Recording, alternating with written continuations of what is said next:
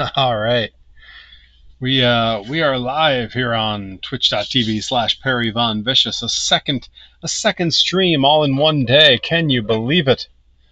The good fortune that you've all been given here. I'm gonna lose that light. That was given a little too much. All right. Just making sure we don't have too many reflections and stuff here because yeah, we are finally doing something I've talked about doing here for quite some time. We are going to dive into my trading card collection a little bit. I have some organizing I need to do. Hey, Nicka Beans, welcome. It's my second stream in one day. I got the upstairs computer working, the game and stuff's all back together. Played some Epic Mickey earlier, and now I've got my trading cards here, and I've got a whole lot I need to go through, and some I need to organize. I don't even know if I'm going to get to all of it in one stream. This may have to be the kind of thing we do more than once.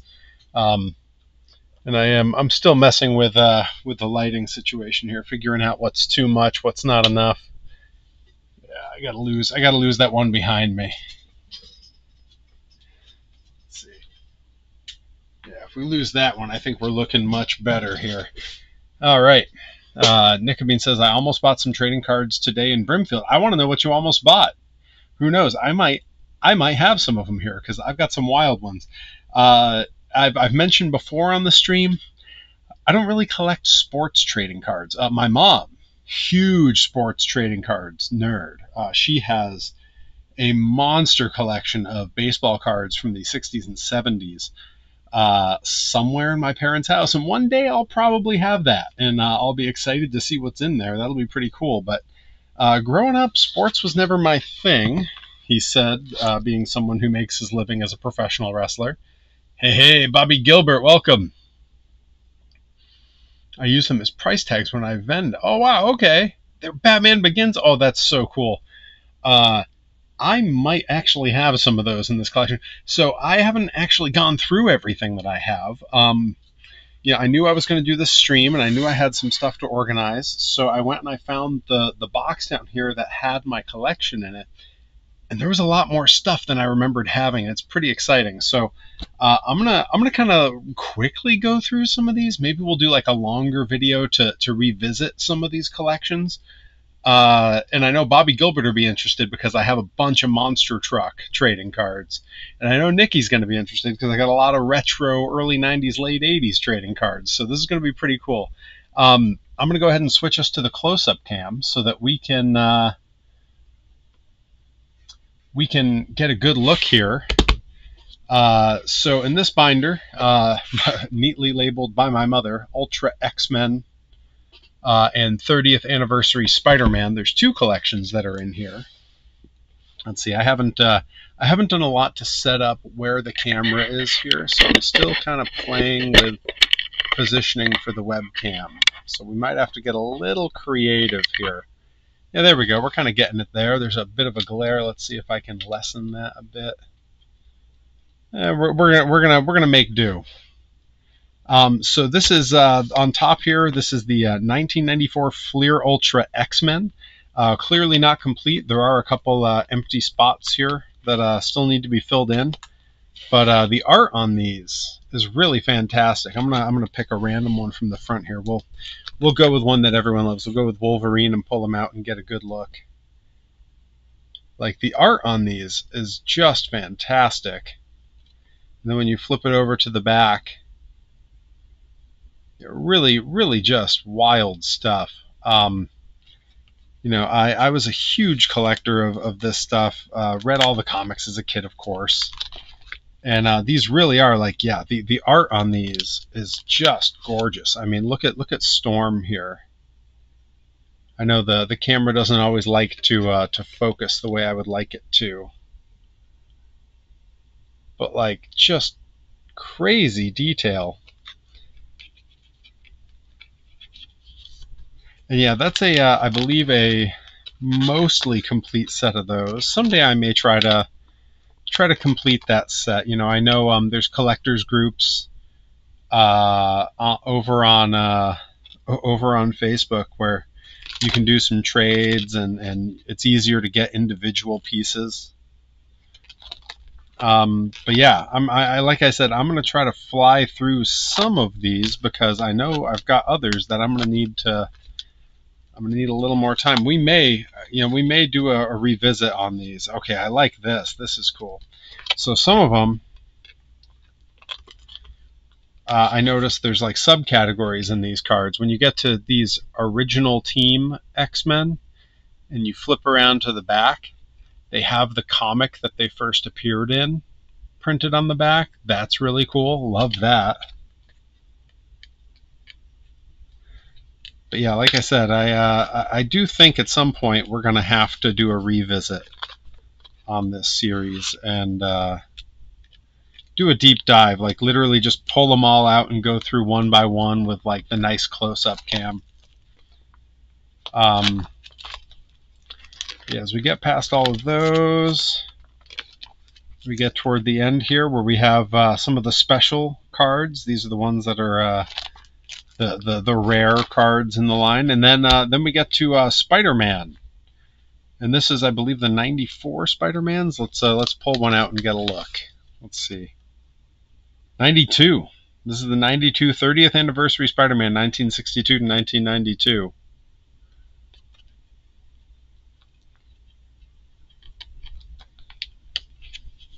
And again, another one that's not totally complete, missing a few in the windows here.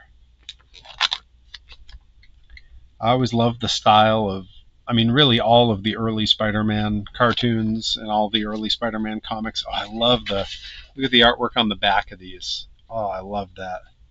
The wanted sign for Spider-Man. Awesome. Totally awesome.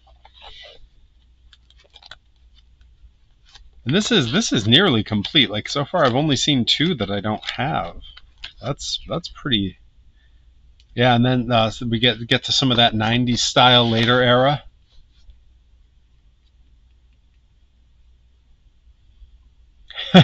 Adam activated the trap card.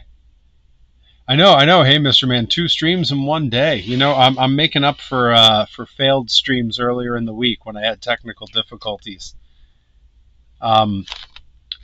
But yeah, okay. There's another couple that I'm missing from this. Again, I haven't looked at these since I was a kid. So, oh, and I got the checklist card. That's good. Hey, and some extra pages. I'm gonna pull those because I may need those when we get to the loose cards that I still need to organize. All right, so that's binder 1. That was the Ultra X-Men 94 and the 92 30th anniversary Spider-Man set. Set the spare pages off to the side here. Let's see, this one's not labeled. Oh, I remember these. This was the first set of Flair card, or it was Flair was the company. This was the first set of Flair cards. 94 Flair Marvel covered everything. We had Iron Man, Spider-Man, Thor, Thing from Fantastic Four. We got Hulk. There's going to be some X-Men mixed in here. We got the villains, and these cards, yeah, I can feel it through the sheets. These are, I don't know if it reads on camera. These are thick cards. Like, these are really thick, and the art on them is just, I mean, it's beautiful. But this was a great set. I believe I do have this complete. My brother and I were rabid in collecting these. Oh, I believe Cap. Yep, there he is. There's Cap. He made it. He made it.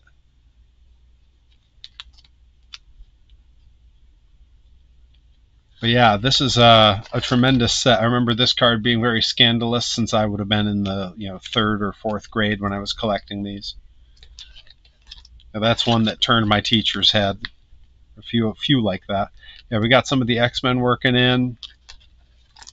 Just, I mean, stunning art style for the time too. You know. Yeah, Megan Vane versus Perry Von Vicious. When? I mean, I'd have to get signed. So, probably never. But yeah, these cards, Venom coming undone. Love that. And I'm so glad that these spent a lot of years in my my parents' garage, and they're in incredible shape. And it's because I had them in these binder sleeves. So yeah, Deadpool looking good. Got the new Hulk, and it's Hulk with like an undercut. That's a weird look. Deadpool in there for sure. Mutually assured thickness.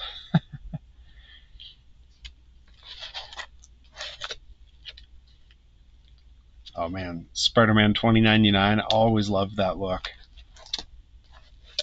Venom looking good up there. So as we get through this series here, and again, I do think we're going to have to do another video where we literally just do deep dives into all these, like one video per set. Literally, look. Oh, come on, Spider Demon. Look at that. I mean, come on. So sick. Trying to get where. Yeah, there we go. Look at that.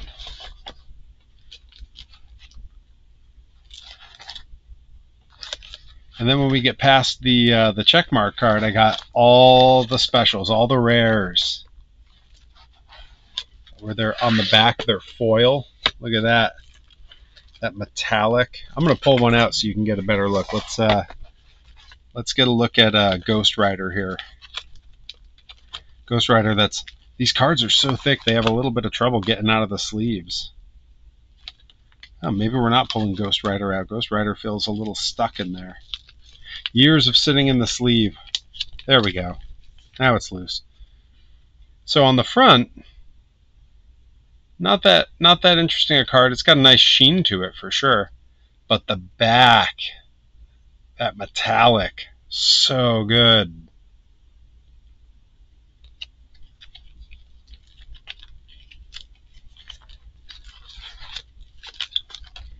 More Deadpool, Spider-Man.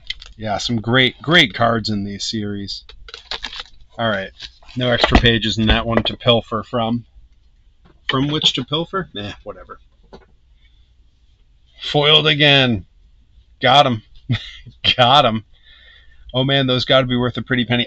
You know, I remember looking that series up some time ago and kind of feeling like it really wasn't worth that much, even as a full set. That's right, Captain America slings his mighty shield.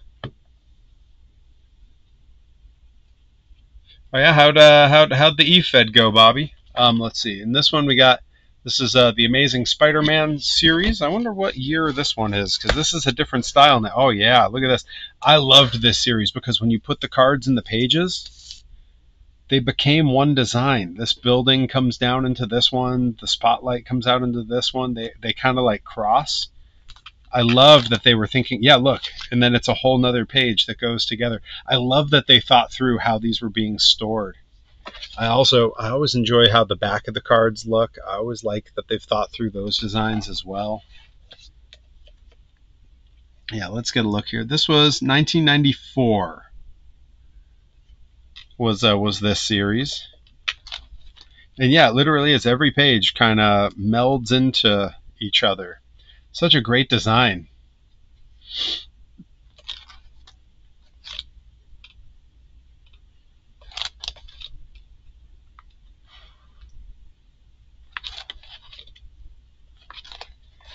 Yeah, see, the fact that they stuck with it, and I can see I've got a duplicate here that's kind of messing up the page. Yeah, look at that. That's so slick how they all go together page by page. Again, I haven't looked at these since I was a kid. Like the last time I probably looked at these, I would have been in like the 5th grade maybe.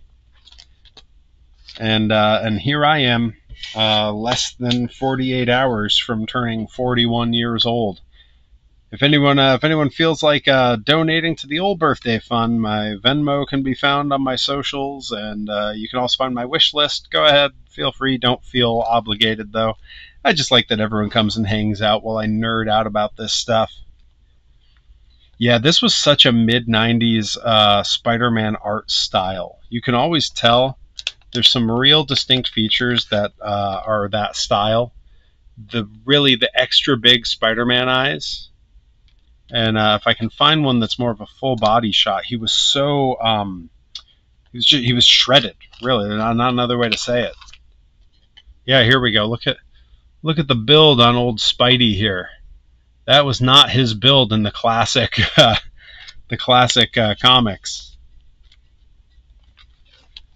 I wonder why I grew up with body dysmorphia issues. Oh man.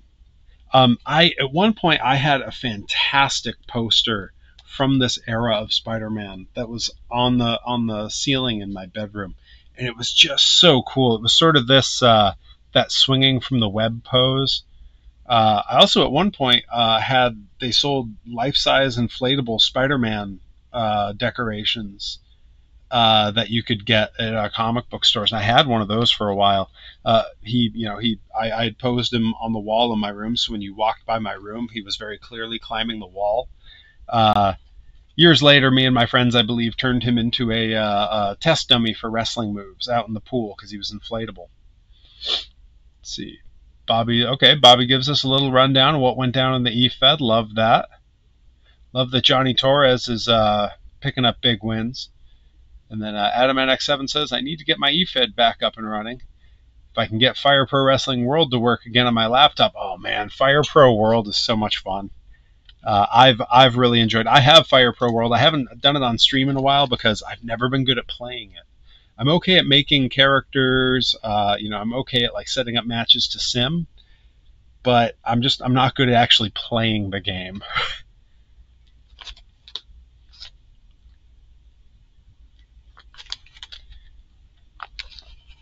Yeah, and it looks like this one might not have had any extra, foil cards or anything like that. No holograms. The holograms for the Flair series that I was just looking at, I had all of those. They're still somewhere at my parents' house. They were in a separate binder, as I recall, anyway. All right, and then this one, MV3, I believe, is Marvel. Yeah, Marvel Superheroes series. Yeah, this is as basic like learn about the characters as it gets, really. Like let's take a look at Beast here. Really a nice simple card design, pretty basic. And then right on the back, yeah, J. Jonah Jameson. Perry, I need those pictures of Spider-Man. Parker, you're fired.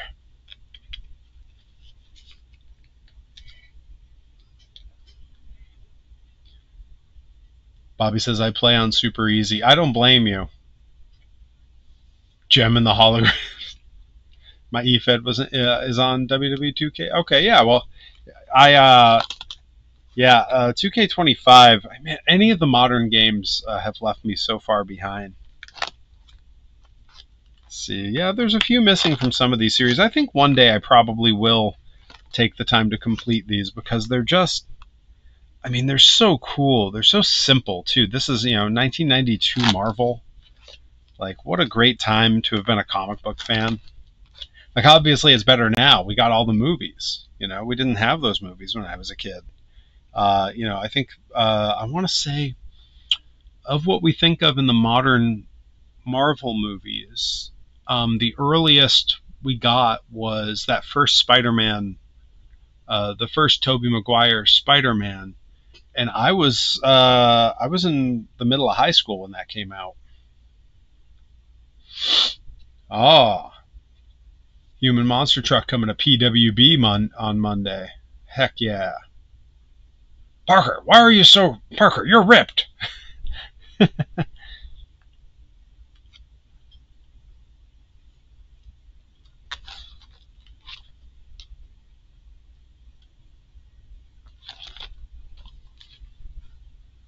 Yeah, there's some really, really great stuff here. I am kind of bummed as I flip through and I see the occasional missing card.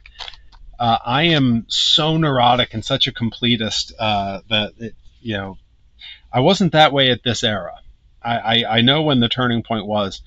I wasn't that way yet when this happened, and yeah, that would drive me absolutely out of my mind present day to have these missing cards if I was collecting now.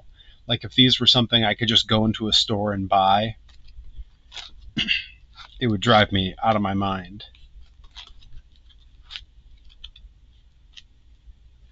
Oh yeah, this is the art on these is so nice. I love how simple it is. Anyone who's seen my first human monster truck T-shirt with the 3 monster trucks with me in front of it, this is very much the same art style. The death of Gwen Stacy. A tough moment to read as a kid, and a tough moment to relive when the movie came out. All right, so that's Marvel 1992. All right, now we start to get into some of the wonky stuff. Right now we get into some of the funky stuff. First, I'll go with the one that I believe is complete. When I opened my binder, when I saw this binder the other day, it's incredibly thin, right? Not a lot of cards in there. I was very excited because I knew immediately what this was.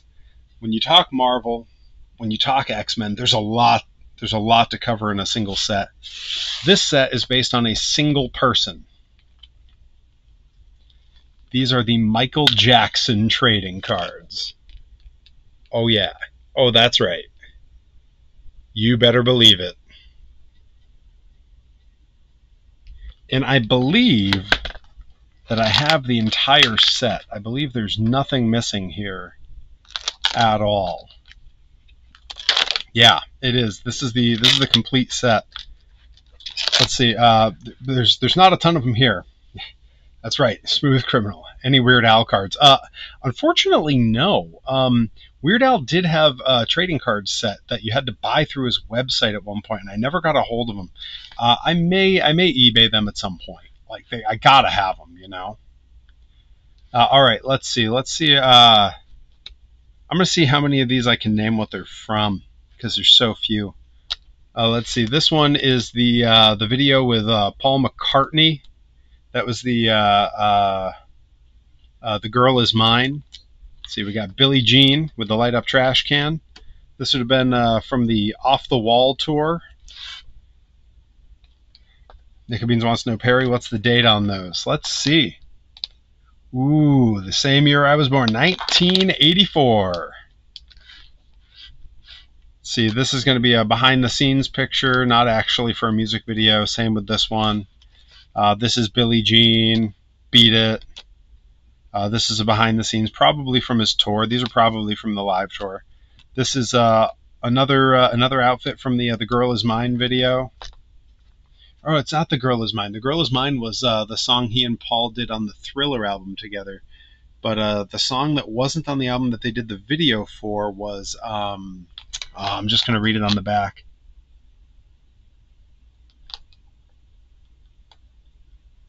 Oh man, is it not on the back? Oh, that's going to drive me nuts. What was, okay, someone help me out. Thank you, Bobby Gilbert. I'm sorry, what? Nickabeans? Hang on, if that's true, my plans for the evening are changing. Can you send me a link to that real quick? Let's find the Thriller card from this set, because I haven't looked any of this stuff up. See, there's one Thriller card. There's another one. So there's a few here. Yeah, I'm watching my phone to see that link come through, because that may have just changed a lot about my evening. I may close the stream and hop on eBay. Let's see. That's the Off the Wall, or not Off the Wall. That's the Rock with You video. Michael with his monkey. All right, let's see. Hang on. Oh my God. Hang on. That is exactly the one here. We can all agree that's the same card, yeah? Yo, what is happening right now? Gasp.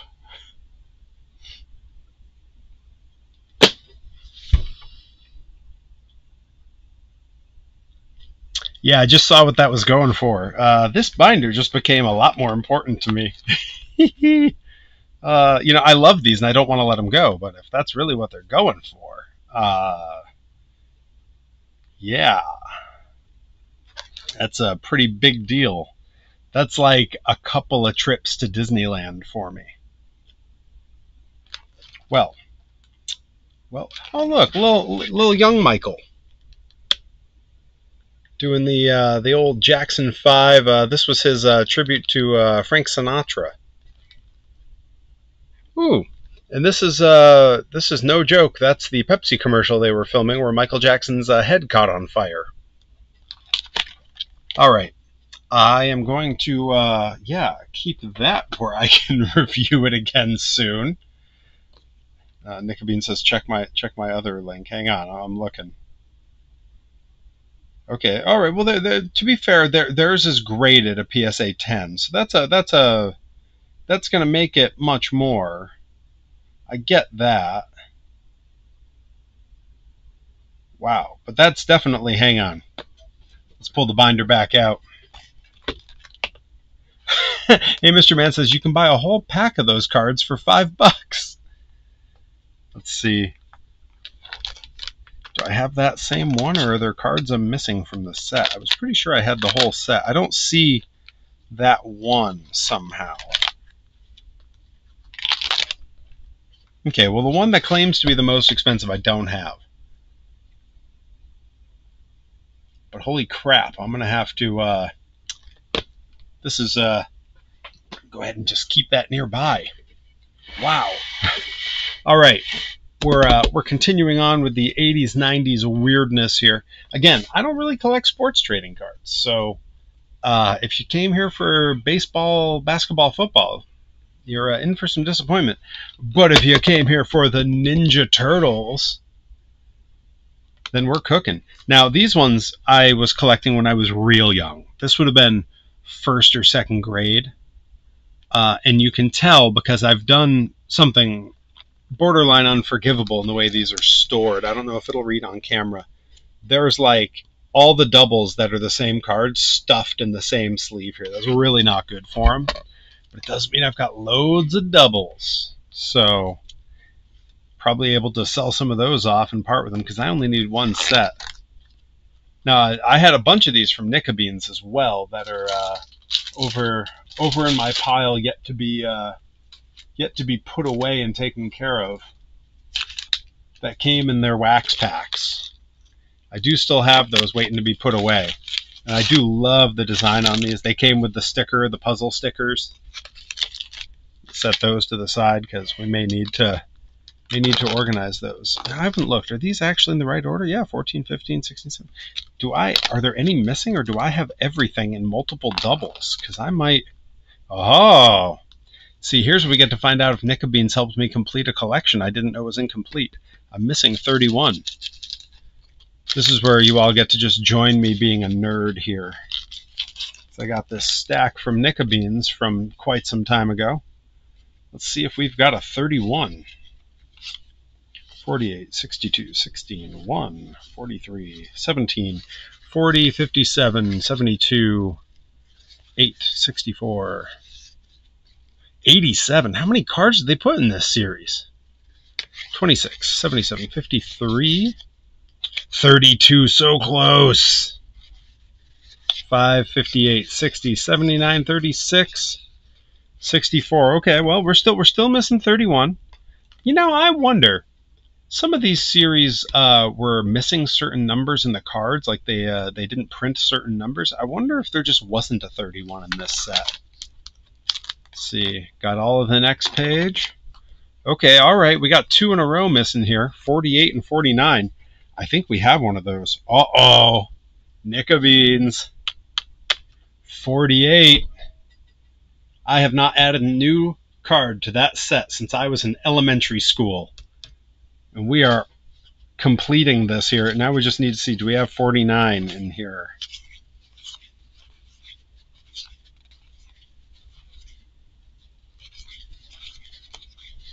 Let's see. Yeah, maybe. I mean, adding 1 is plenty. All right, I'm doing it.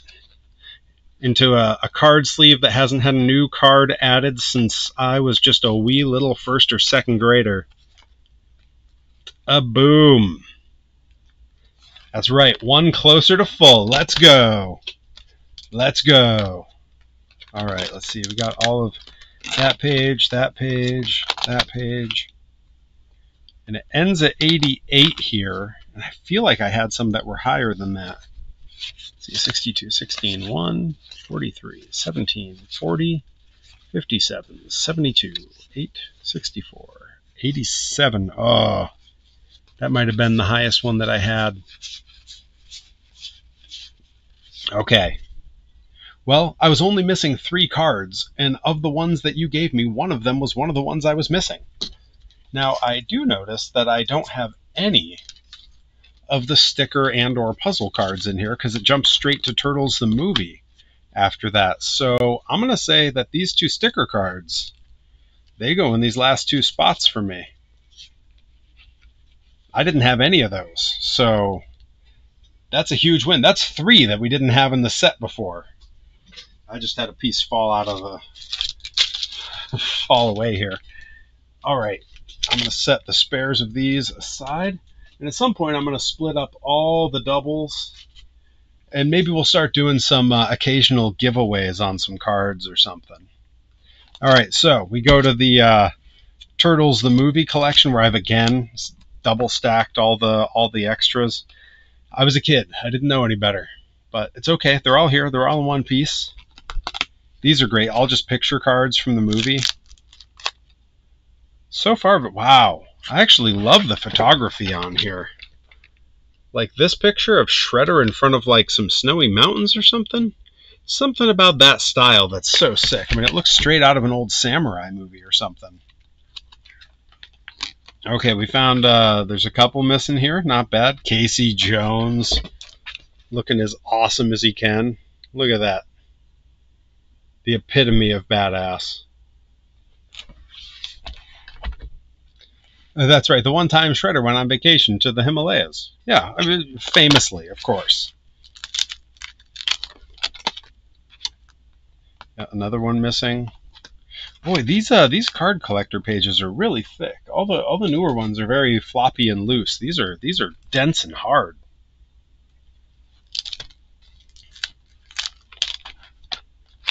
Love that style on the back of the card where it didn't have quite the same quality finish as the front. That's so indicative of that era. There's a guy on YouTube who does some fantastic graphical work, basically making trading cards in the style of these older cards, where he totally does that, where he's trying to emulate the effect that some of the stuff was screen printed, including the and this is jumping ahead a little bit, but including the style of the art on the wax packs, where you really only had like 4 colors, and it was so like he even makes his own wax packs for his cards. So that's the deep kinds of rabbit holes I've fallen down on YouTube. Oh yeah, when they're fixing up the old truck. Hell yeah.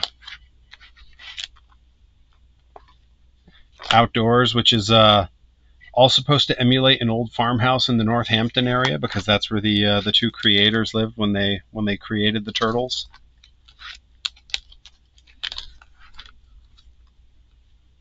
Yeah, and there's still a few that are missing. Oh, I love this. Come on. Jim Henson with Leonardo. Come on. Oh, and there's Eastman and Laird, the 2 creators of the Turtles, hanging out with Leonardo. Some great behind-the-scenes shots. That's so sick. Hey, Cody Brooks, welcome. Yeah, the ancient ninja technique of automotive work. And look, I actually have, it looks like I have 2. Are these just the extra, like these are like the stickers? Yeah, they are. I wonder if I only had the 2 or if there's like multiple in here. Is it all just repeats? Yeah, I think it is. Wow, that many packs, and I only got Leo and Splinter, but so many of them.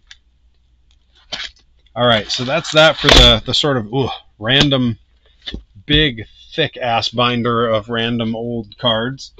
Oh man, I can't wait can't wait to look up what those Michael Jackson cards were worth. Nicka Beans. I'm going to be rich. Rich, I tell you. All right. Adam Annex says, I read today about 2 mutant henchmen in a movie.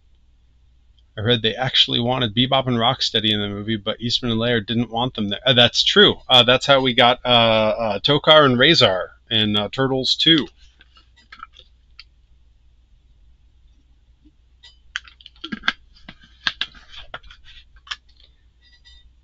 All right, so now we got this one. This is one I know. This is they're babies.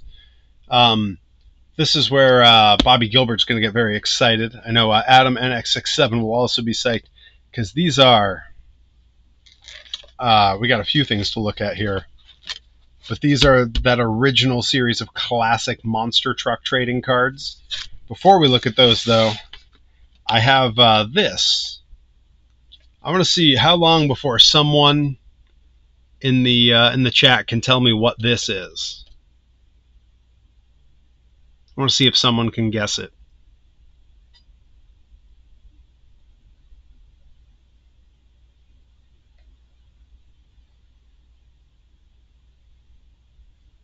I'm going to wait.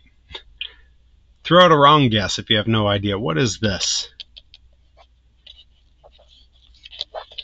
Oh, Nicka Bean says McDonald's pie. Not the worst guess. Cody Brooks nails it. This is the cardboard casing from a disposable camera that the USHRA and Monster Jam used to sell back in the 90s. What's cool about this, and one of the reasons I'm real glad I kept it, there's a couple historic things about this. So first of all, the trucks that are on the side here, Snakebite, Bigfoot, Monster Patrol, Barefoot, Gravedigger, Carolina Crusher, all trucks that can still be seen today if you go to the right place. So I have labeled on the back here, I don't know how legible it is, July 4th, 1998. Camera from July 4th weekend, 1998, Stafford Motor Speedway. I just saw Monster Trucks at Stafford Motor Speedway. It was the Bigfoot Hot Wheels tour came through like 3-4 weeks ago. I went with Rip Bison. It was Bigfoot's first time at Stafford since this date. Not only that, this show, July 4th weekend, 1998, was the last show Bigfoot ever ran for Monster Jam in the USHRA. He quit the organization that weekend. I had no idea. Yeah, this may well be the last piece of merchandise that had Monster Jam and Bigfoot. So pretty cool and unique thing that I just happen to have kept, and it's still in great shape sitting in this binder. Big piece of monster truck history there. All right. So this series is pretty great. I've had fans send me cards from this series. I'm going to move it over so we can see it a little bit better. Don't need my little box of me blocking some of these. Some fans have helped me to complete this series. I think I'm still missing like one card, but it's tricky because there's at least one card where there's two, like there's 2 number 31s or something in the set. But yeah, we got Jim Kramer, Bob Chandler, Excalibur, Goliath, Clydesdale, Heartbeat.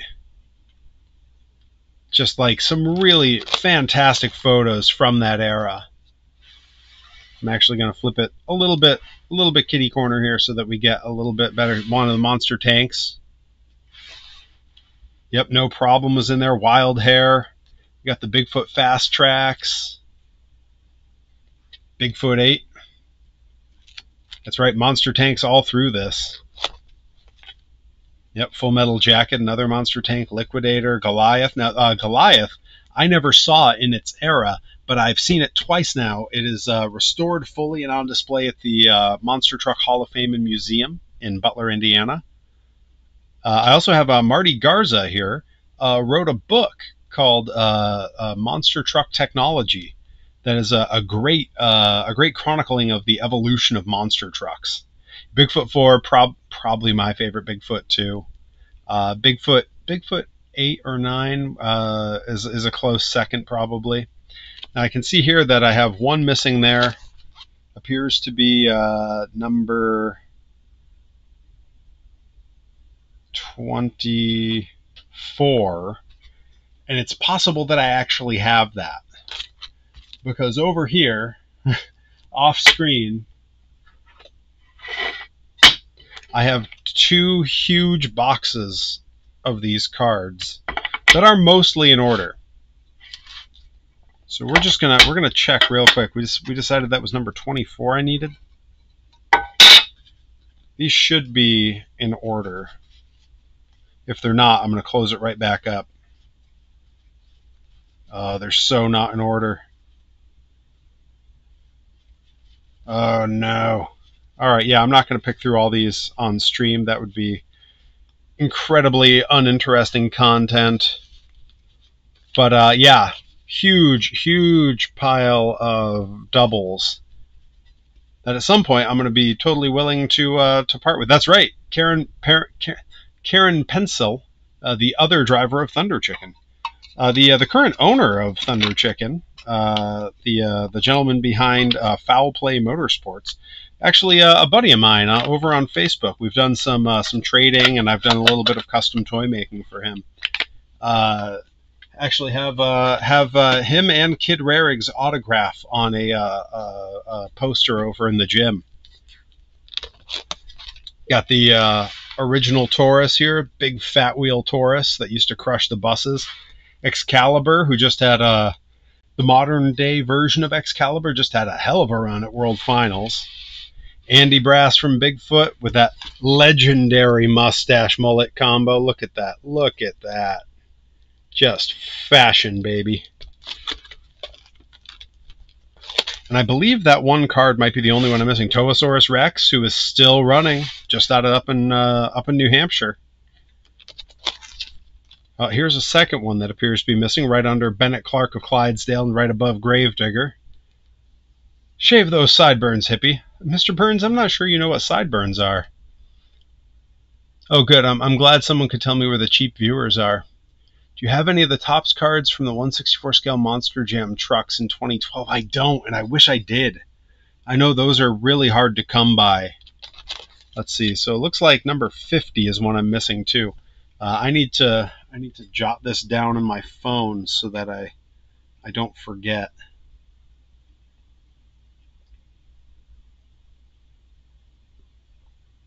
There's 24 and 50. I need to dig through my collection and see if I can find those.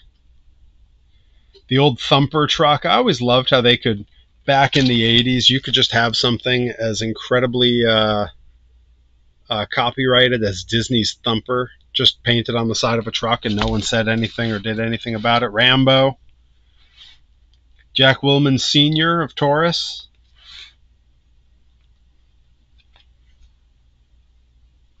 So Michelle Ellie drove Daddy's Girl, which was a monster tank. And I believe somewhere in here there's actually a card for that tank. John Pyant of Bigfoot. Got the original Carolina Crusher here. Well, it's Carolina Crusher 2, really. Thunder Chicken again. Yeah, some real classics. Bill Weaver, who was Rambo's driver, just passed away recently. R.I.P. Bill Weaver. Dennis Anderson, the legend, still at World Finals every year. This year he was judging on freestyle. Gary Porter, still very involved in monster trucks to this day. There's Daddy's Girl. There's the tank she drove. Pat Patterson of Bigfoot, better known to many as Colt Cobra. Shh, kayfabe. Don't tell anyone. He was Colt Cobra. There we go. There's Taurus doing the bus crush. Gary Porter, the gentleman of monster trucks, also known as the Lone Wolf, because he was known to travel completely by himself and do all of the crew and everything on his truck alone. There's a Towasaurus Rex again, parked in one of these New England rivers up here. Less said about him, the better. You can Google that one. Yikes. I don't like having that card in my collection. Holy moly. Get him off the screen. Another classic Gravedigger. The Yosemite Sam truck. This one still exists. very much restored and looking beautiful. And it is used as a ride truck at a pick your own pumpkins farm in, gosh, I want to say it's in Pennsylvania somewhere, but I could be mistaken. But yeah, both of these pictures very clearly taken from the Louisville Figure 8 track. And we wind down toward the end here. Jack Willman Jr., who was the first driver I ever saw driving Taurus. Yeah, and there's Rambo doing a wheel stand. Bigfoot duo, that's Andy Brass and Bob Chandler. And ooh, extra pages again. Good, I need more. Actually, I might keep these here. Yeah, I'm gonna keep these here because I do have more monster truck cards that need to be put away, and we're gonna get to that in just a sec. Yeah, Adam and X67. Yeah, yikes, big yikes. Ooh, you know what? Oh man, I forgot this was in here. So when I was a kid, just big into space. Let's get off topic a sec, right? Why not? We came all this way. And definitely rode away to NASA, as I'm trying to cover everything that has like a mailing address on it. Yeah, there we go. That's good. Let's see, what's this one you have? Here's my letter from, at the time, NASA's Chief Educational Programs Office, where they sent me a bunch of, I mean, these are essentially like wrestler 8x10s. Photos all taken with the Hubble by the Planetary Society, or for the Planetary Society, with big write-ups on each planet.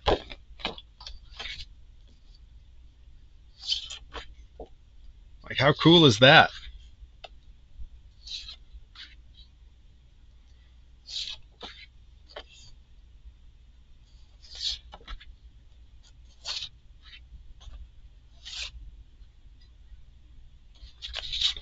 Yeah, there's a fun little sidetrack for us. I mean, and honestly, having any letter with the NASA logo in the upper corner, super cool. All right, I'm gonna carefully pack that away so nothing happens to it. All right, I am gonna keep those sleeves in here. Probably even keep this out because, like I said, I've got some cards I actually need to put away. So I still have all these wax packs of Dick Tracy that I've not even opened. Literally, this was at it was at Brimfield a few years back, and I asked how much for one, hoping to pay like $1 for one, and it was right at the end of the last day, and the guy just said, "You could take the pile." And I said, "Yeah, how much?" And he said, "You just take it." And so wound up with all these wax packs. Still need to open those and go through them. Yeah, let's talk a little about what stuff I have that needs to be put away and organized. So I've got the old WCW cards, always a favorite, always a classic. I believe this is a nearly complete set. But yeah, they would have a bunch of a singular character all in a row in the set, so there's a lot of stings right at the top there. And let's see, yeah, these are 1991 WCW cards. And I believe pretty much anything missing from this box is in this bag somewhere. Of course, kept Uncle Sid where I could find him easy. Those will need to be gone through at some point. It's very unlikely we're going to have time for that on this stream. These are pretty cool. For anyone who had the old WWE, WWF at the time, Bend-Ems, they were the first figures that I collected. And on their packaging, they had pop out, you can see the perforation on the edges here, trading cards for all the figures. And what's cool about this is I can look at this and know exactly what figures I had because I still have all the cards. Stone Cold, Doink. Look at the art for Doink. Come on. Gold Dust, Mankind, Diesel, Vader. Come on. Look at how cool Vader looks. Sonny, We got Big Mabel. Oh, I forgot that he had his own Bend-Em. We got 123 Kid. Little Sean Waltman, X-Pac. Razor Ramon, the bad guy. Clearly doing a merry-go-round. British Bulldog. Farouk. HBK. We got Brett. Owen. The Patriot. Ken Shamrock. Crush. Biker Crush. Yokozuna. Come on, that art rules. Look at that. That's so sick. Psycho Sid. There's Uncle Sid. Rocky Maivia. Not yet The Rock. And finally, The Undertaker. Yeah, the art on these are so cool. They all have little write-ups on their achievements and their finishers and stuff. I don't think that these actually fit in sleeves. Oh, no, they do. Okay, yeah. Then these are definitely going into some sleeves relatively soon, because I would like these to be cared for, because as you can see, the art on them is just sick. So for now, they're going back in this little Dollar Tree case. That's right, that was the Die Rocky Die era. All right, so we've gone through those. We're going to take a very quick ad break and take a look at some Perry Von Vicious trading cards, most of which are still available at my merch table. We got Perry by Jack Purcell, who is a Marvel and DC Comics artist for Pro Wrestling Grind. This is my Blitzkrieg Pro card from about 2 years ago. This is the only one of these that I have, and have never sold any myself. They were sold by the company, so I'm glad that I managed to get a hold of one. Actually, I had two. I gave one to my mom. We got this is from the IndyCard series. It's a game that can be played. I'm a playable character in that game from May 2024. There's the Perry Go Round card. That's my move that you can hit people with. That's me giving it to Naoki Sakurajima on Kyushu Island in Japan, just outside of Fukuoka. We got the Perry Von Vicious. This is my tarot card style card that was done for Pro Wrestling Grind. There were 4 of these done. One of me, one of Mike Skyros, one of Travis Huckabee, and one of Delmi Exo. They were made as a special piece for the Fatal 4-Way we had to determine the Grind Grand Champion after the title had to be vacated by an injured Jay Freddy. Mike Skyros wound up winning that match. He held that belt for over 600 days before I defeated him for it. I am still your reigning champion.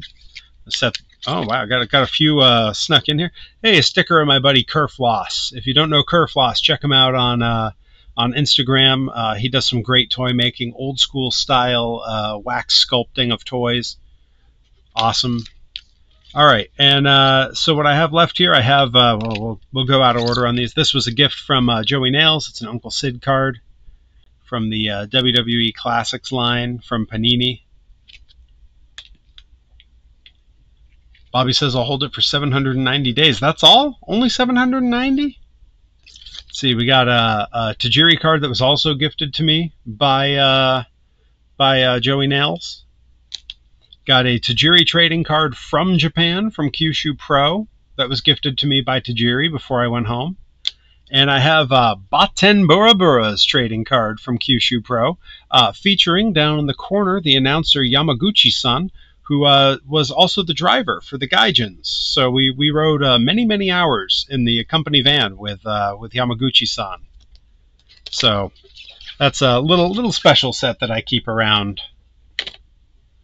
All right, now we got to start organizing some of these into these sleeves. I believe we're going to go, because they're already conveniently here, and this is my monster truck binder. I have here a complete set of the Leesley Bigfoot, the Legend of Bigfoot trading cards. It is a complete set that very much just teens out of the box here. A very cool old school photo card style. These are all in incredible shape. Bigfoot doing some mud bogging there. We are going to put these in order into the binder here. And I also have, because of course I do, one unopened wax pack from the series. Look at that beautiful screen printed wax pack style packaging. I love that. So old school. Nicobene says to check Instagram. Oh, I'm on it. I'm on it. Uh-oh. What else do I have that's worth a whole lot? Okay, thankfully that's not one of the ones I have, but holy moly. If that was one of the ones I had, I'd be jumping out of my seat right now. Holy cow.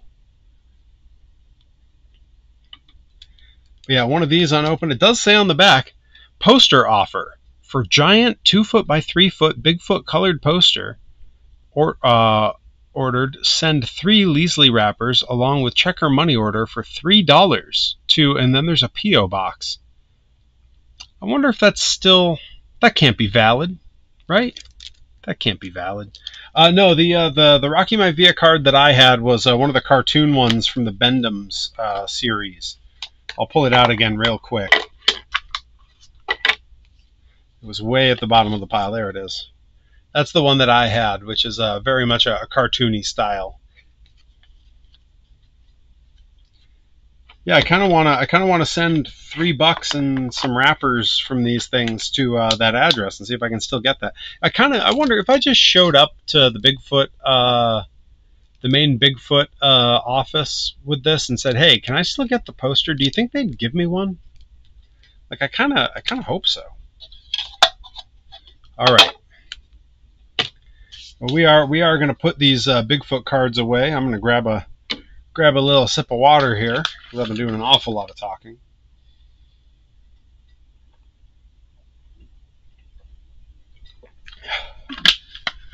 Yeah, for those noticing, I'm on an Nalgene instead of my normal RPM water bottle. I regret to inform you all, the first casualty of the stream, my RPM water bottle has passed. It developed a little crack from the constant squeezing, and it is sadly no more. But RPM's right around the corner, and I'm pretty sure that Brian will just give me a new one. All right, we are going to start putting these away, which means we're going to get to go through the entire series and see everything here. Card number 1, of course, the man who started monster trucks altogether, Bob Chandler from St. Louis, Missouri, who built Bigfoot, the first monster truck. Oh, let's see. Which El Camino monster truck did I prefer? Aces High or Leadfoot? Oh, what a great question. Man, what a hard question. Oof. I always liked Leadfoot, but oh man, but Aces High had the huge blowers. Oh man. What a great question, because I don't know that I can pick one that I prefer. Oh, okay. All right, hang on. So that same card. Holy cow. What? I gotta start getting my cards graded. Holy crap. And that's only ranked a 3? That was only graded a 3 and it's worth that much? Oh man, I am getting rid of these cards, guys. I'm gonna be rich. I don't know what I'm gonna do with the money. I feel like some of the money I would use to just buy the card collection. So maybe, I don't know, maybe I keep the cards. All right, next up we got Bigfoot. Now, that might not look like Bigfoot to everybody. This is when he still said Midwest Four-Wheeled Off-Road Drive Center on the side. It was just his daily driver. It was a big, beefed-up truck. But eventually this would become Bigfoot 1 that we all knew and love. Yeah, just gonna get all Scrooge McDuck about it. I'll revert to old school Perry when my character was that I was a rich snob. Again, Bigfoot as he was evolving. This is of course a toy van that's under here. Don't let the scale fool you.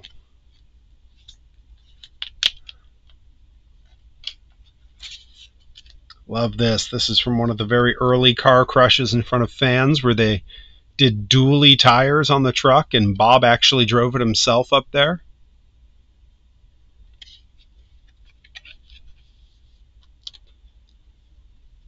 We got a quick look at this one earlier, but an early mud bog. For those not terribly familiar with the history of monster trucks, originally they were not the draw. They were the sideshow attraction. They were like the thing that you did in between the other stuff. People were coming to mud bogs. People were coming to tractor pulls and truck pulls. The monster trucks were like a sideshow act as part of that. Here you go. Here's an early shot of Bigfoot 1 on the 48-inch tires. Crab walking, because they all had rear wheel steer. So if you steered it the wrong way for taking a turn, you could drive sideways while still moving straight ahead. And the trucks still do that on occasion. You see some of the Monster Jam trucks when they do the initial parade through the arena when they come out. Some of them will crab walk a bit. Another early car crush shot of, I'm guessing this is Bigfoot 2, if I had to guess. The low stance, the low wheelbase tends to make me think this is Bigfoot 2. Bobby says, do you ever think Bigfoot will be in Monster Jam again? I doubt it. I really doubt it. I feel like after this many years, if something was going to change, it would have. Again, another early mud bog shot.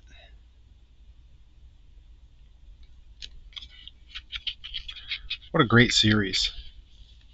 Again, I love the style on these cards. It's so simple. Really kind of beautiful in its way. That simple frame with the stripes. Oh, this is a double that they have in here. That's interesting. Card number, oh, it's number 8 and 9 are the same card. Wow. Okay, so it's not a double. Wow, okay. Weird. Yeah, never say never. Hey, it would be cool. It'd be cool if Bigfoot came back, but, you know, I don't know. I mean, certainly right now, contractually, Bigfoot couldn't come back. Bigfoot has an exclusive deal with Hot Wheels and with their own touring company. Another mud bog shot, nice and deep in the mud there.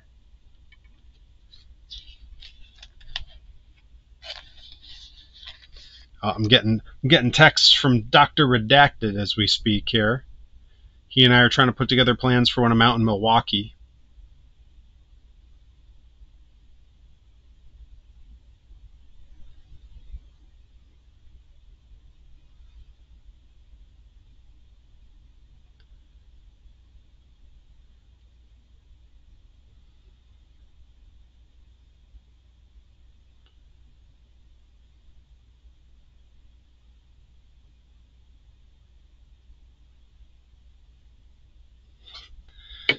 All right.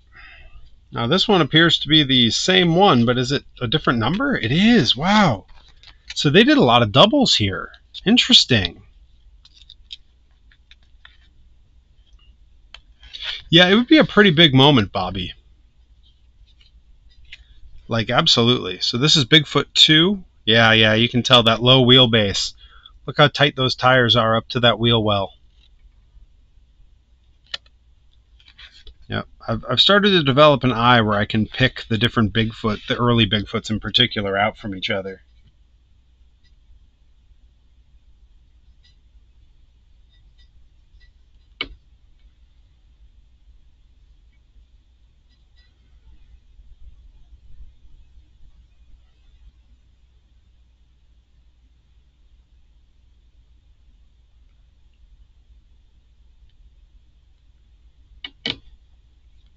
All right, here we go. He's doing the famous monster truck swim. For those who've never seen it, monster trucks float because their tires are essentially giant rafts. And even the old heavy trucks could just float across the water. And as they've gotten lighter and lighter, they float even easier. Of course, if you try to use a BKT tire, you don't get anywhere. The tread's too small. Look at the tread on these trucks, though. The tread on those things was deep, man. You could... see, will it ever focus if I bring it up close enough? Not really. The tread on that is real deep, and it essentially works like a paddle. Adam NX67, please do. I would love to see it. I'm certain you've got a great idea. Bobby Gilbert says, what are the dates for the World Finals next year? I have no idea. I don't know that they announced that. They did announce that they'll be back in Salt Lake City again. Oh, yeah, here we go. Here's one post-mud bog. Look at that. Just caked in mud. Yikes. Nowadays, because we have Instagram and we can follow the drivers and the teams, you can actually watch them after some of these racing weekends when they're power washing the trucks clean. That's a good one. Just out running through the river. Looks all clean. These old throwback pictures are so cool. Oh, here we go. You get that. What a visual that is! Just straight on the front with a longitudinal car crush like that.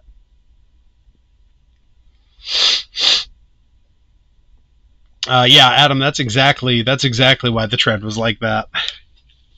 You know, they called them tundra tires because they were originally meant to traverse the tundra in the snow, and then of course they were used for agriculture for a long time. And then they wound up finding the 10-foot tires that they would later use for Bigfoot 5. Yes, from the you got it exactly, from the land snow train in Alaska. So they went back to tundra tires. There's an old school picture of Bob out with the truck. Well, Bobby, you can relive it. I believe it's all up on YouTube. It was streaming live all weekend, free on YouTube. That's how I watched it. Yeah, Adam NXX7. There is a great podcast called The Omnibus that stars Ken Jennings, who's the current host of Jeopardy. He was the old Jeopardy like whiz, who was like went on the longest win streak ever. And John Roderick, who was a singer for the Long Winters and played keyboard in the band Harvey Danger. It's the two of them, and they talk about obscure bits of like just weird bits of history and things that people don't know much about. And they have a whole episode about the land snow train of Alaska. It's a lot of fun. All right, popping a little bit of a wheelie off the cars. This was a little bit more of a rarity in the early days of monster trucks because they didn't really have the same kind of power that they have now, and they broke a lot more easily than they do now. Always loved seeing the hood pop up so that you could get a look at the engine. That's again Bob driving it, poking his head out. Didn't see Bob drive it a lot in my time.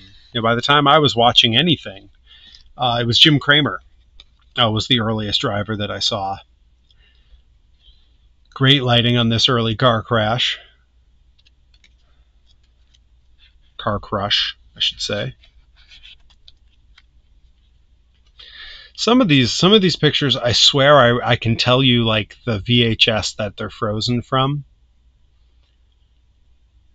Speaking of, I did just procure a VCR from a very generous fan at Blitzkrieg, and I'll be converting a bunch of old videos pretty soon. I did find a couple of my old USHRA tapes from back in the day, along with an early video that was put out by the Estes Model Rocket Company about building model rockets. So great. Okay, so the earliest you remember is Rich Hoosier. I mean, I can remember, you know, Andy Brass and Dan Patrick, and I mean, there was a whole bunch of those guys that were a big deal when I was a kid. Dan Runty, of course, was a very big deal. I'm so lucky I got to meet him a couple years ago at the Hot Wheels tour. Got to go backstage and meet him because I was a guest of the tour, and I asked him if he and I could get a picture together because I'd grown up watching him. Oh, doing a truck pull here with the sled behind him. You can tell because there's those little fake Budweiser cans that were always on all the sleds back then because they were a huge sponsor. But yeah, I got to meet Dan Runty and talked with him a bunch about how I grew up watching the old Truck and Tractor Power and saw him at all the four-wheel jamborees on TV as a kid. And asked if I could get a picture, and he said, yeah, let's get a picture with the truck. And I said, are we allowed out on the track right now? Because it was after the show, and they usually don't let you out there. And he goes, who's going to stop me? Because he was kind of in charge of the tour. He looks around, makes sure no one's coming. He just waves me and Rip Bison out, and Rip comes out and snaps the picture. It was a great picture of the two of us together. It's something I'm really psyched to have because he was a huge part of my childhood. Little outdoor car crush there. Dan Runty, Bobby Gilbert. I know you were an ad, Joe. We're talking about me meeting Dan Runty. who on the rare occasion he drove snakebite was known as Ricky Rattler. So let's so I mentioned Colt Cobra was Pat Patterson. Not Pat Patterson, Dan Patrick. No, wait. Yeah, Dan Patrick. And Ricky Rattler was Dan Runte. Andy Brass was also a rare driver of snakebite. What was his name? We had Ricky Rattler and we had Colt Cobra. What's the other one? What's the other snake driver name? Oh, here we go. I believe that's Bigfoot 3. Could be 4, but I believe that's Bigfoot 3. Let's find out. Yeah, I nailed it. Bigfoot 3.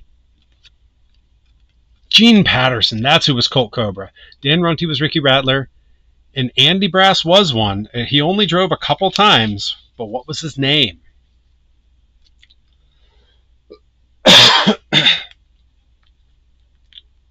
Oh, Cody Brooks is so close. So close. I'm going to say close enough. It was Vic Venom. Vic Venom. Well, here we go. Bigfoot doing a little hill climb in the snow. Didn't see Bigfoot in the snow all that often.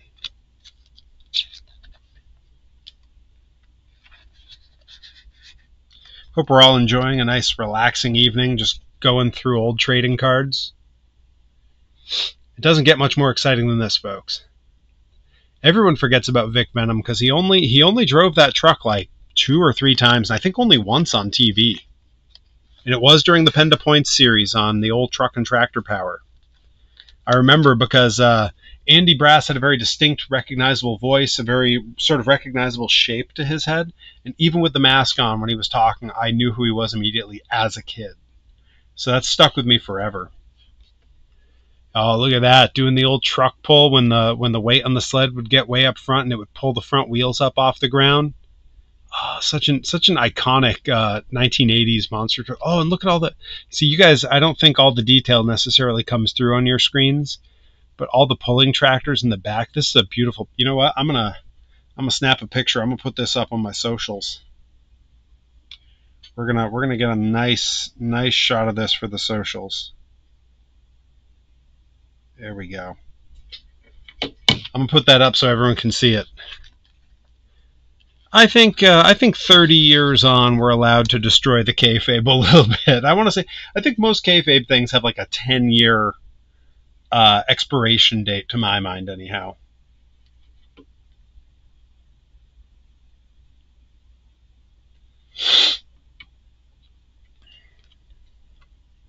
Another...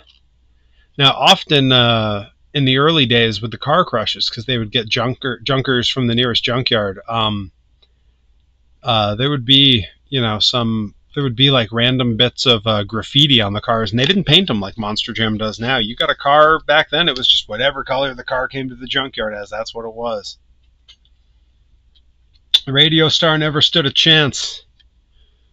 All these early car crush shots, I believe this is still Bigfoot 3 that we're looking at here, the telltale bull nose front end. It doesn't even bother differentiating on the back of that card. That's all right. Yeah, now we're getting to where like these all appear to be from like the same event, but they're just different pictures.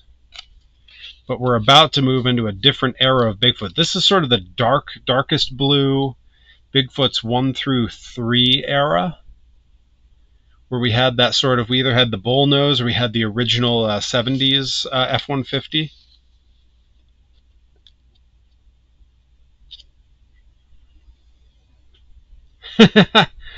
Nickabeans, you don't want that. It ruins so much of wrestling. And I believe this will be Bigfoot 4. We finally moved on to that early 90s. I want to say it's on like a 90... It's either a 90 or an 89 F-150 front end.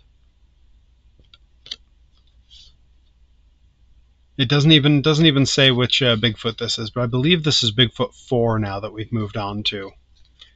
But you can tell we're moving up, because now we're in the slightly lighter blue era of Bigfoot. where we're really airing it out when they fly outside.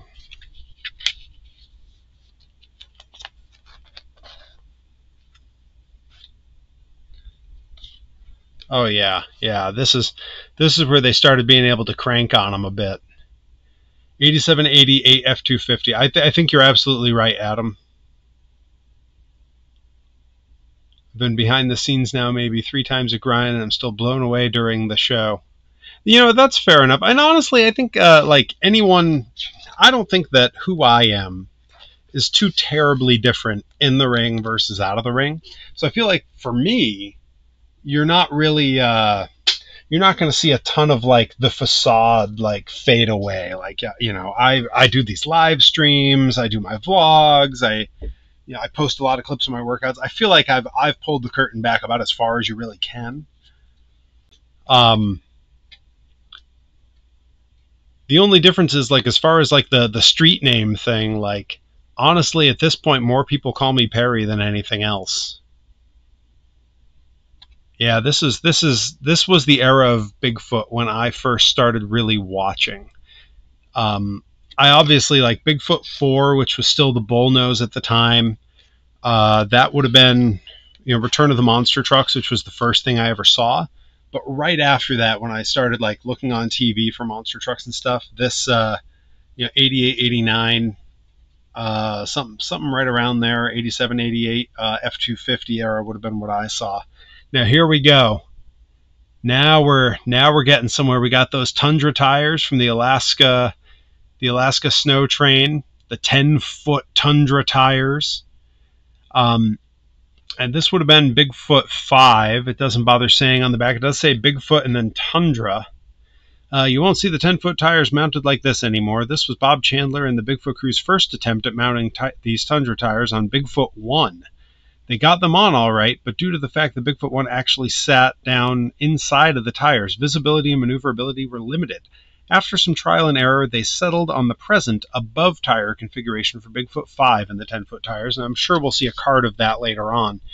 Now, Bigfoot 5 is still on display at the home of Bigfoot in Pacific. I believe it's Pacific or Pacifica, Missouri, currently, formerly in St. Louis, Missouri, or Hazelwood, Missouri, a suburb of St. Louis.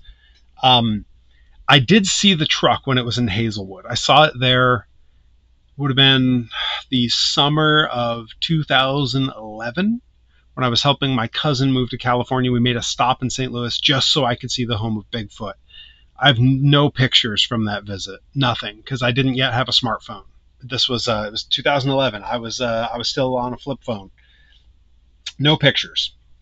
I did, however, see. I believe it is, and I bet either Adam, Cody, or Bobby will be able to help me with this one. I think is it Bigfoot 7, Bigfoot 8, whichever one is currently at Fun Spot Orlando. I did get my picture with that just the beginning of last year. Got or May of last year, I should say. There's another Bigfoot on the Tundra tires when it was set all low. A bunch of people playing around it, kids on their bikes and stuff. Bigfoot 7, Adam says. I tend to think you're probably correct. Currently known as Big Fun. Now here's one of my favorite bits of Bigfoot history, and I hope the picture comes through. That is Bigfoot with the 10-foot Tundra tires crushing monster trucks. Instead of crushing cars, it's crushing monster trucks. Yeah, Adam and Bobby both say it's 7. Yeah, I'm going to say it's 7. There was another one that was created that's in a museum, I want to say in Nevada. That was called Bigfoot Race Rock, I want to say. The history on some of these gets a little dicey. But yeah, with the Tundra tires crushing monster trucks is one of my favorite little stunts that they did. Yeah, here's another shot of it. Absolutely loved that. I thought it was the coolest thing. Yeah, and in this set they've milked it here because we've got a few more shots. Look at that. How cool is that? What a goofy gimmick. So much fun. Bigfoot 7, yes, Bigfoot 7 was in Roadhouse, and that is on the plaque at Fun Spot. They mentioned that it is the same monster truck that was used in Roadhouse. With, correct me if I'm wrong, that's the scene with Terry Funk and Dusty Rhodes? Am I remembering that correctly? Is that the right one? I know Bigfoot was in a film with the two of them. More crushing the monster trucks. You can see those snapped axles. Now, these were, of course, dummied up monster trucks made for this little stunt, but that doesn't make it less cool. I wouldn't really want them to crush an actual monster truck. The old home of Bigfoot building in the background still looked like that when I visited it in 2011. They have since relocated, so that building no longer looks like that, unfortunately. Now, we mentioned the difference. I'm going to pull one of these back out just so we can do the compare. Mentioned the difference on the back of that other card here. Yep, that's the one with Dusty and the Funker. That's right, where he goes through the car dealership. They had to do it in one take. Too much destruction. That'd be expensive. So you see how the body sits down in between the tires here? That's what they were talking about on the back of that other card. This is what they eventually landed on for it, where it's raised up on a special chassis up above. That's still the look that they go with now. Big improvement. And I'd actually never had the story on how or why they made that change until reading that card just now. I'd never bothered to look into it.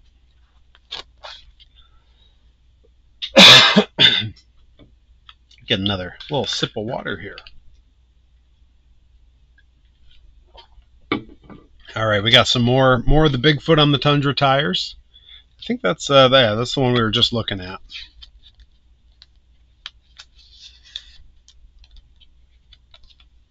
Here's if you can see it in the shot, the camera has a little trouble focusing. Bob climbing up on the tire there to get up into the driver's seat. It's quite the mess to try to do. Although Jim Kramer, when he would do the old wheel walk, where he would put the truck in neutral and let it idle along, he would hop out and walk on the tires while they moved under him, and then he would like ride the tire down to the ground, walk around the whole truck. Then on the back, he would grab the back of the tire, and as it rolled forward, he would just ride the whole thing up. It's an incredible sight. You can find it on YouTube. And there you go, mud bogging with the Tundra tires. If you've never seen the clip of this, it is wild. That truck is holding itself together for dear life. Those tires are wobbling on their... I mean, they'd have to be, right? A little, 1.5 foot tall hub holding a 10-foot tire. A lot of linear forces put on that.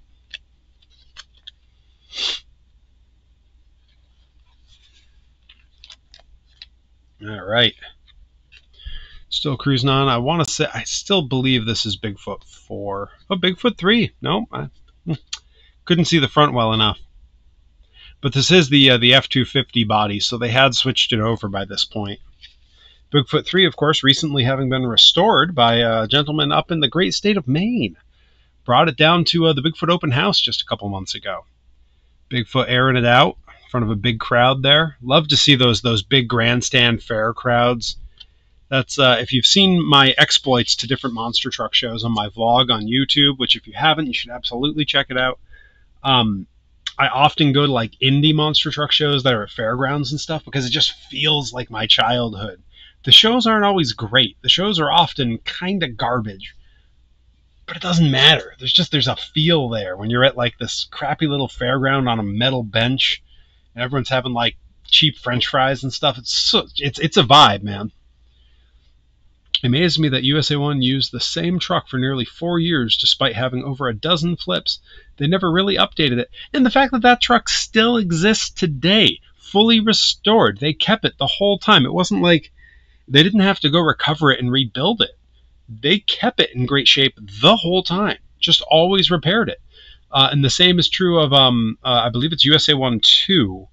That was the later era that really had like a ton of big rollovers. So they had the early one from Return of the Monster Trucks. That still exists in incredible shape. And the one from like the TNT days that had like the really spectacular crashes. Both of those are fully intact still. Yeah, the 88 world champion. That's right. Bobby Gilbert says, I can't believe you said crash out last night. Why not? Why can't you believe that? Do I seem too old to use modern lingo like the cool kids? That's got to be Jim Cramer driving. I recognize that head out the window design. Now, I'm going to grab off camera here. When I first decided to make my own Perry Von Vicious monster truck toy, this image was what was in my head. I wanted me coming out of the side of the truck just like that. And sure enough, when I did the design, there I am, coming out the side of my truck.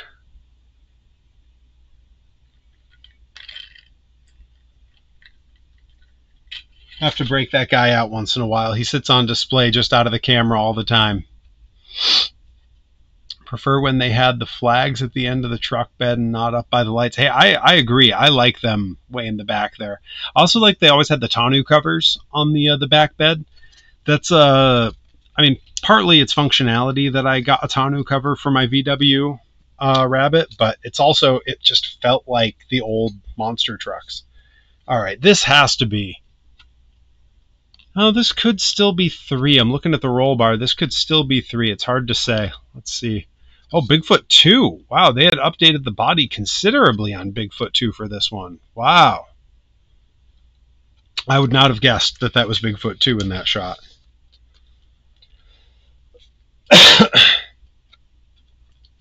Yeah, the lore with the head out the side view. Now, this looks like there's no one driving it. I don't see anybody in there. That's an incredible shot. Oh wow, the Bigfoot 6. Don't hear a lot about Bigfoot 6. One of the less talked about trucks. Yeah, I agree, Adam. There were a bunch of signs that said Bigfoot 3 to me. But yeah, the lore with that leaning out the side of the truck thing. So there is an explanation for why that was how they drove those trucks back then. When they drive them now, they're a tube frame, and the body is a fiberglass shell. So out the front, they can look down between their feet and see the ground in front of their tires and see what they're lining up for. If they try to look over the hood, it's too high. You can't really see much. On the old trucks, because it was an actual truck that was just lifted up real big, they were in an enclosed cab, like in your car, right? So when they looked down, all they saw was the floor or the dashboard. So they could either try to look over the hood and see virtually nothing, or they could hang out the window and see where they were going by looking over the top of the tire. And it was the only way they could really safely maneuver the trucks back then. All right, we're continuing along here. Again, the grandstand shot with the big grandstands that they would drive through. The McDonald's flag on the back of Bigfoot. McDonald's was a huge sponsor of Bigfoot for a long time. They had a great partnership. They had Bigfoot toy series at one point that I still need to collect. It's not in my collection yet, but they were some of the first Bigfoot toys, were the McDonald's toy series. They had a great partnership with McDonald's. And they still to this day have a great partnership with Mattel and Hot Wheels. When the Matchbox Superchargers monster trucks came out, Bigfoot was made in that series. But later on, when Bigfoot had parted ways with that toy company, they did another series. Matchbox did. That was the Monster War series. They had Gravedigger, Carolina Crusher, Predator, all in the same style, a lot of the same molds being used. Bigfoot at that time had their own Hot Wheels series come out, the Bigfoot Champions line, which is a fantastic toy line that I think I've covered a little bit on the channel in the past. Those toys were fantastic, and they were right around this era. Let's see, Adam says I had the Equalizer from the Monster War series. I have the full Monster Wars series upstairs, and I even have. Yeah, you know what? I've got it right here. I'm gonna pull it down. Monster Wars also had a 1/24th scale set, and I do have the Gravedigger from that set. That opens up, I believe. Yeah, there we go. Look at that. It used to have a little guy that goes in it. I don't have the little guy anymore. So kind of bummed that that's missing. But yeah, you happen And you know what? I mentioned the Bigfoot Champions series. They also had a 1/24th for that was motorized, and I have that kicking around. They had another one of these that was more in this style, the early blue with the engine in the front. I don't have that one, but I need it. I need it badly. All right. A lot of good side tangents here on these toys. I think I probably need to do another 1/64th scale Perry monster truck toy at some point. But my design work has gotten much more involved, and I feel like I've gotten better with my toy making. And some of the challenges with it are that I found that the best way to print these, so that there was not a lot of manufacturing to be done after the fact, not a lot of building. These axles that are clearly one piece, the tire and the axle, print inside the chassis. Already inside there is one piece. Now that's great because this whole bottom half comes off the printer as one piece. And then the body prints as its own one piece on a different printer. The downside is that that axle is made of PLA plastic, which breaks easy. If I dropped this off a table, it would just shatter. Those wheels would go flying off of here. I think I have some ways to do it a little bit better using some metal dowels and those kinds of things. But I have to put in the time to actually do it right. All right. That's enough about my toy making. We got a lot more Bigfoot cards to get through here. Yep. Again, some of these. This is obviously from that same last picture that we took. Now we're about to get into some different variants of Bigfoot. This, of course, it's not the clearest picture from where you're looking, but that is Marilyn Chandler driving Ms. Bigfoot. That's right, Ms. Bigfoot, or Bigfoot Ranger when it had a slightly different paint job. This was the more feminine Bigfoot. Now, I believe the first toy of this ever was just released by Hot Wheels monster trucks within the last year and a half. I never found one in the store. I would have picked one up, absolutely. It was this exact design. And I'm a little heartbroken that I didn't get it. It's on my list of trucks I need to find. I need two of them. I want one the way it came on those big cartoony Hot Wheels tires. And then I want another one so I can take the body off of it and put it on my own chassis to look more like the real thing.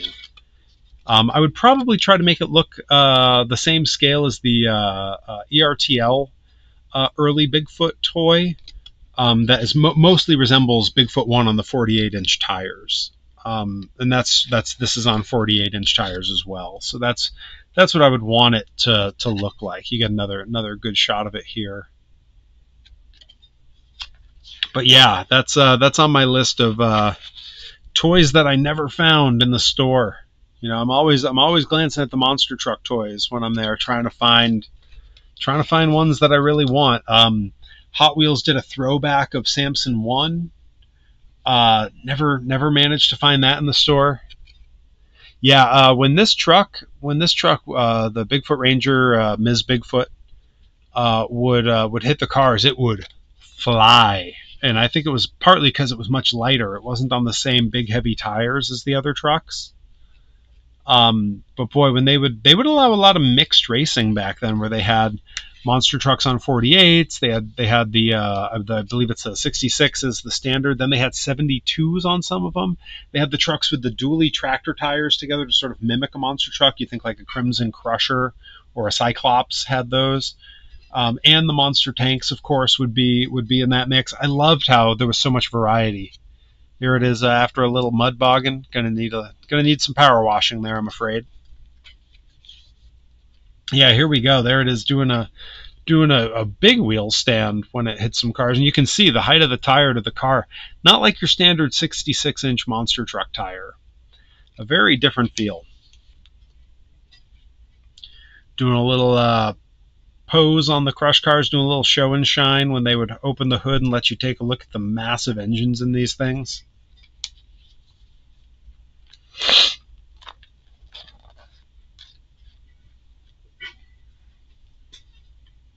All right. We are through card 63, and good news is there's only 100, so we're 2/3 of the way through the Bigfoots here. See, this is it as a Bigfoot Ranger, where it had the darker blue and it only said Bigfoot on the side, no Ms. Bigfoot. So it's the same truck, different design. Clearly parked at some kind of appears to be a showroom. It's got the sort of the bank teller's rope in front of it. And as long as we're on the trucks on the 48 inches, here we go. The Bigfoot Shuttle. This truck had an old Ford Aerostar van body. So if you ever knew someone who had the Aerostar as a kid, you know, someone's mom driving everyone on a field trip had the Aerostar. Yeah, Bigfoot had their own version of that. There you go, doing the car crush. Yeah, I do miss the variety in monster trucks. You know, I've said it a lot on this channel that you know, it's hard to not love a monster truck doing a backflip. It's hard to not love a monster truck doing a sidewall save, or doing a stoppie or a moonwalk. It's hard to not love that. But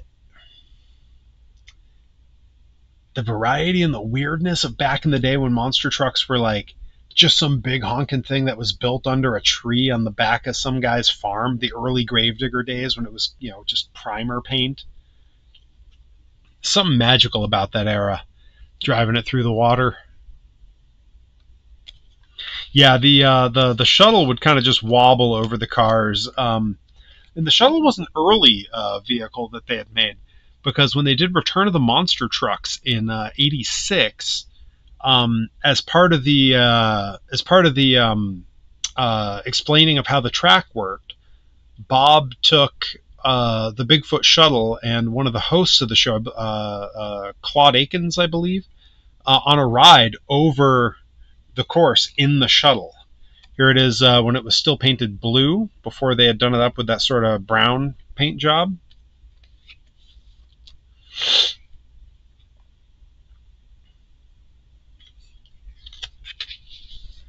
Yeah, there's a shot. How now that looks like, you know, mom's van parked on top of some cars, right?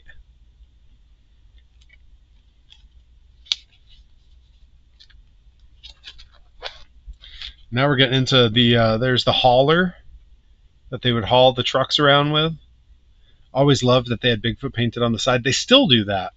I know a number of years ago, like quite some time ago, would have been probably 2009, shortly before I moved to California.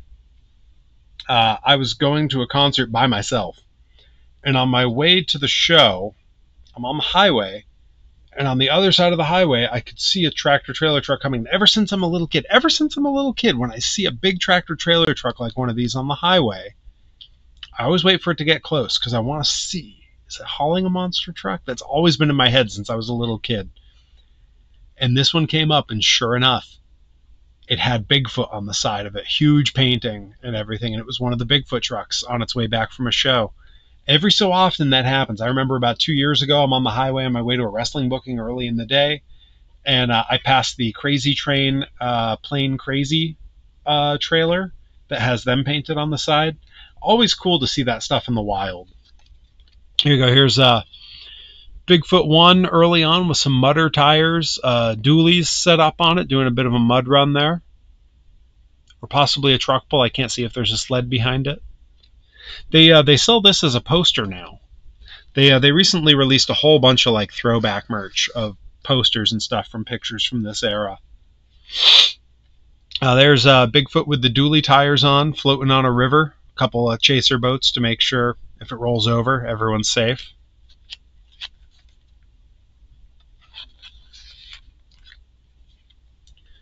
Ms. Bigfoot with the dualies doing a hill climb. That's pretty cool. I don't know that dualies would be terribly helpful on a hill climb. Now this was something I always thought was awesome. When they would do dualies with the Tundra tires, what a look. I mean, how cool is that? Just wild. Now I don't know if there's going to be one in here that captures it, but for a while they would hang a bench seat swing off the front of this. and you could sit on it while it was parked.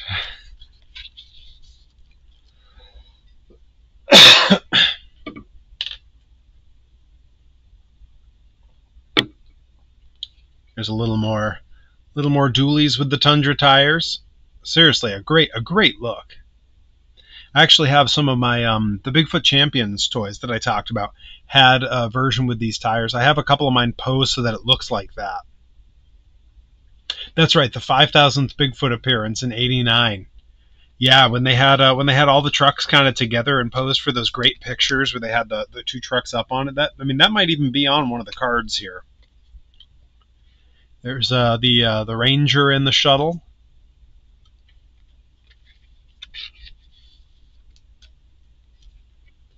Okay, here we go with some of them parked together. That'll be, I believe, Bigfoot 1 and Bigfoot 5. Yep, Bigfoot 1 standing next to his big brother, Bigfoot 5 in '87 at the Spring Jamboree in Springfield, Illinois.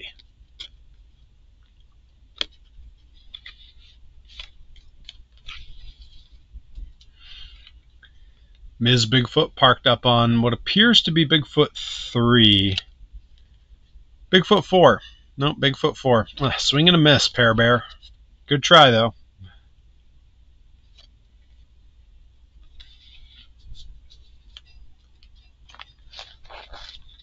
There they are again. Park nose to nose. You can really see the size difference on those there.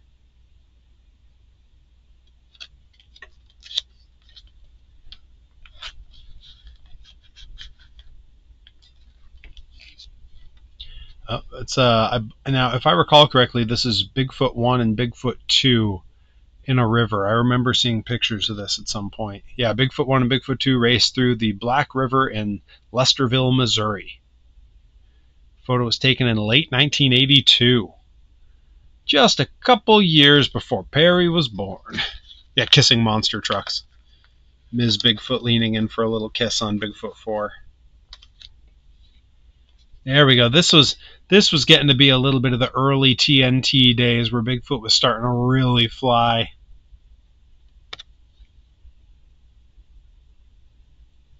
'87 F-250 Ford pickup. You nailed it, Adam. With an '89 body style fabricated and assembled by Bigfoot 4x4. Beautiful.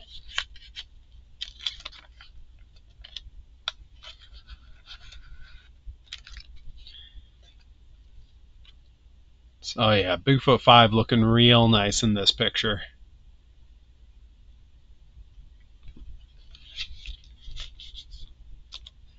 Okay, here we go. Is this for the, this is, oh, okay, this is from one of the early spring jamborees in '87 with the Monster Truck Corral, which Bob Chandler helped organize. This is, we got Bigfoot Ranger, Bigfoot Shuttle, Bigfoot 1, Bigfoot 3, Bigfoot 5, and down here at the bottom, little bitty in the front, right at the tip of my finger there, is a Power Wheels Bigfoot. So they really got all the sizes there.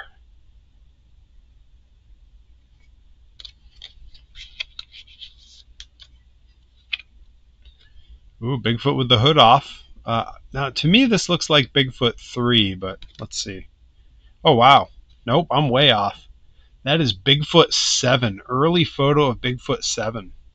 It's hard to tell when you can't see the nose on these trucks. But yeah, this is before they even had the logo on the side. Just a bare truck.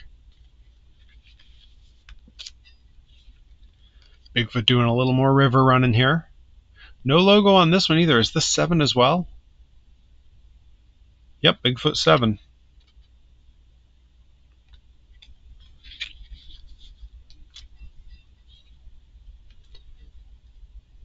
Doing a little high flying over some cars there.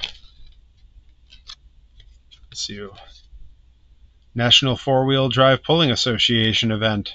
San Jose, California. Wow. I wrestled there. Bunch of times.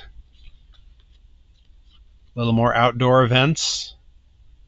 Kind of a classic photo. I'm pretty sure I have this in a couple of my monster truck picture books. We should go through those on the stream sometime.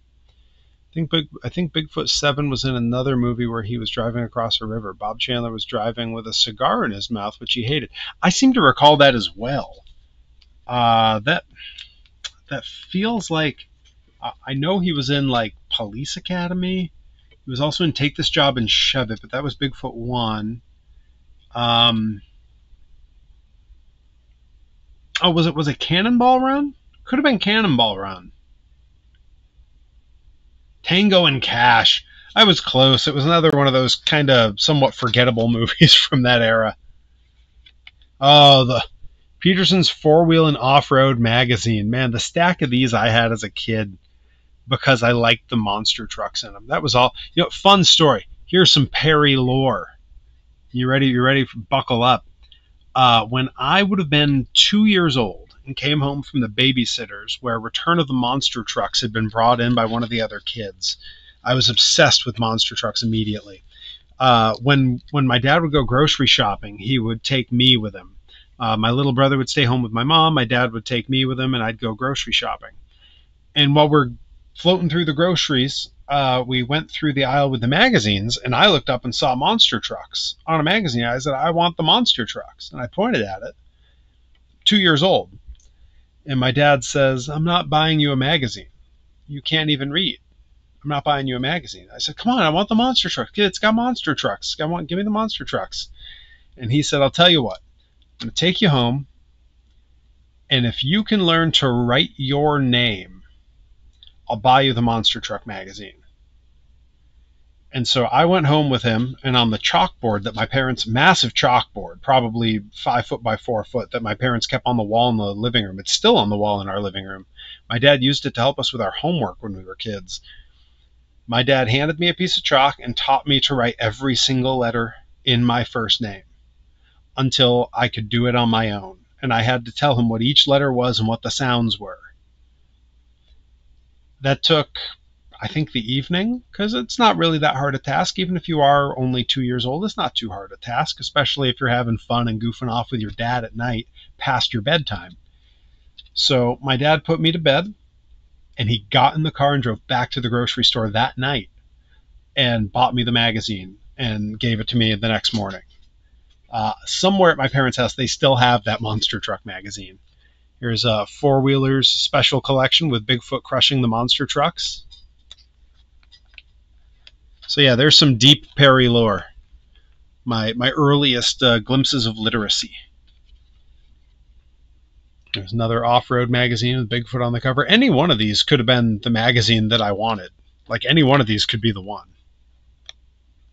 I don't remember what it was. I was 2. I just know it was a magazine. Actually, no, it couldn't have been this one. That's July 83. I wouldn't have been born yet. August 86, I would have just turned 1. October 87, though, I would have been 2. That could have been it. This could be the one. It looks pretty familiar to me. It's hard to say. Oh, here we go. Little kid driving a Power Wheels Bigfoot. I've always wanted one of these. Specifically, nowadays, I wanted to use for my entrance at shows. But I realize it kind of ruins the appeal of the human monster truck character. A big part of the appeal is that I'm big. When I come through an entrance, I'm just big. My arms are in the air. I look huge. In this, if I'm sitting down, you could barely see me over the ring. So, I don't know. Maybe it doesn't work. I still want one. Just maybe not for my entrance. I mean, it works for Shotzi in the little tank, but she's not big. She's little. Here's a whole collection of the Bigfoots. Let's see if it lists them on the back. Bigfoot 1, 2, 3, 4, and 6. Bigfoot 5 would have, of course, been on the 10-foot tires. Wouldn't have looked right in the photos. With drivers Bob Chandler, Jim Kramer, Rich Hoosier, Andy Brass, Ken Coling, and Don Breitweister. Crew, Gene Patterson, Ron Bachman, all, of course, later became drivers. John Pyatt became a driver. Roger Sheffel, George Smith, Sam Sams. Wow. Quite the crew. Little yearbook photo of everybody. Oh, here we go. Here's all the trucks parked out in front of the old home of Bigfoot, Bigfoot 5. So I believe this goes Ranger, Shuttle. It'll be 1, 2, 3, 4, 5, 6, 5 going across there, and the hauler is in the background. A winter picture, I can see a little bit of snow back in the drive behind them. So cool. See, oh, here we go. Now we're getting into Bigfoot Fast Tracks. Early shots of the tank. That is beautiful. I always liked the tank. The tank was still there when I did my visit in 2011. They have since sold it off. I believe they bought it back recently. I believe that they have purchased it back and it's being restored. There's another view of the tank, Bigfoot Fast Tracks.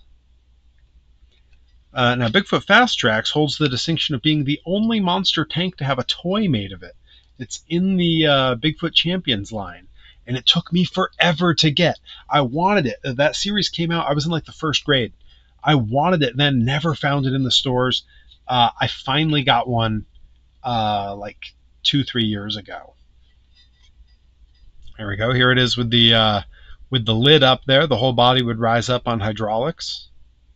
A tank that's almost the identical build that was built by Bigfoot is currently being restored on the Swamp Thing channel on YouTube. The Tony from Swamp Thing, that's the UK monster truck Swamp Thing, has a great YouTube channel. He's restoring a tank like this for use out on the road, where they do a bunch of stunt shows and stuff. It's been quite a series to watch. I strongly recommend it.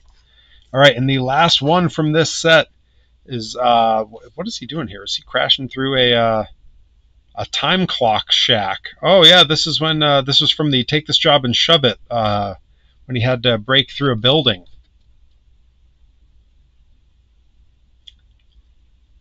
Yes, the 2 levers to steer the monster tanks was always crazy. And that is how the steering is done on the one being repaired on the Swamp Thing channel. All right, and that is it for the Bigfoot series. I do still have the one pack here. I wonder, will he fit in one of these? Not comfortably. All right, so he's going to go separate so that he stays safe. I don't want to munch him up trying to cram him into these sleeves. But that's our Bigfoot series and the original Monster Truck series. Feels good to finally have those protected in some sleeves rather than sitting in a box where they kind of clang around inside of there, you know, getting dinged up a little bit. I am going to see, will these fit in here now? Oh yeah, nice. So I can put these packs in here, keep them safe, because they don't have a lot of extra wiggle room in here. Yeah, Bigfoot 1 doing his best Kool-Aid Man. Oh yeah.